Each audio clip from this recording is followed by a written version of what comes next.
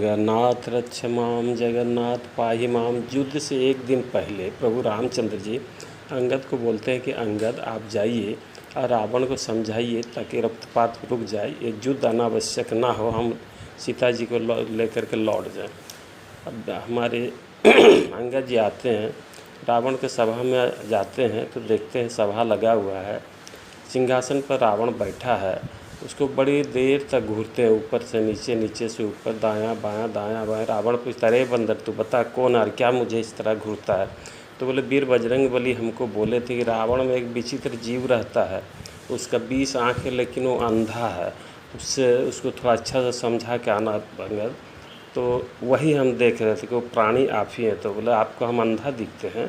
बोले तो, बोले कैसे? बोले वो बजरंग बली आया था। रावण गौर से सुनो, तुम्हारा लंका का जो मुख्य प्रहरी है लंकिनी, जो अधिष्ठात्री देवी, उसको एक फट मारा, खून उल्टी करते हुए गिर पड़ी नीचे, माफ़ी मांगने लगी, पैर हाथ जोड़ने लगी।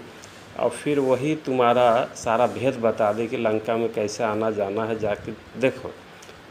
और क्या तुमको ये नहीं समझ में आया कोई साधारण बंदर नहीं था? चलो, तुम्हारा अशोक वाटिका को पूरा उजाड़ दिया, तुम्हारा बेटा अक्षय कुमार को मार डाला, तुम्हारा 1/3 सिपाही को मार डाला, एक फाइट मारा तुम्हारा बेटा अंगद को, 24 मिनट के लिए मूर्छित हो गया, अपने इच्छा से नाग पास में बंध के आ गया।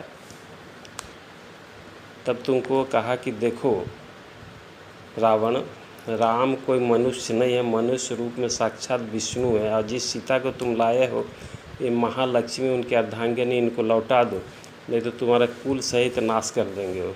लेकिन तुम माना नहीं।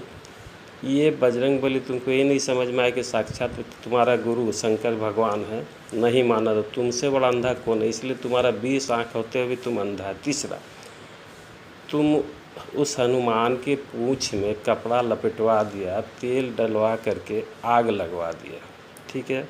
और नतीजा क्या हुआ कि तुम्हारा लंका को उलट पलट के जला दिया, लेकिन उनका पूँछ का एक बाल तक नहीं जला। रावण, ज़रा सोच के देखो, फिर भी तुम नहीं समझ पाए।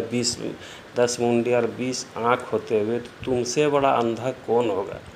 इसलिए ये राम जी का दूत कहता है कि आँख खोलो और घमंड और मोह रूपी संसार से ऊपर उठ जाओ और राम जी के शरण में चले जाओ। सीता माता